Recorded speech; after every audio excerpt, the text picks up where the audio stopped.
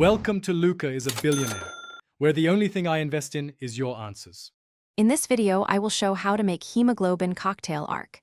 Begin by gathering safe, food-grade ingredients and sterile tools in a clean workspace. Wear gloves and eye protection, and have a plan for disposing waste responsibly. Measure liquids precisely and keep a consistent temperature while mixing gently. Work methodically and label everything to avoid confusion.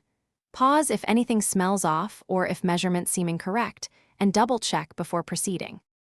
Collect your ingredients first and organize them so each item is within reach and clearly labeled. Use measured containers and a digital scale to ensure accuracy when handling small amounts and concentrated solutions.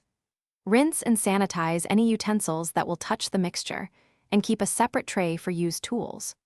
Pre-measured components reduce mistakes, speed up the process, and help maintain consistent flavor and texture across batches. If you're enjoying this full guide, please subscribe and like the video to support more content like this. Quick recommendation: read anywhere with the new Kindle Paperwhite, which makes following recipes on the go simple and glare-free, great when you need a hands-free reference. Check the description for the link and other deals, and if you want more gadget ideas, I've got a few favorites. Now let's get back to the video. Start with the gentlest mixing speed and build intensity gradually to avoid breaking the emulsion or creating air pockets.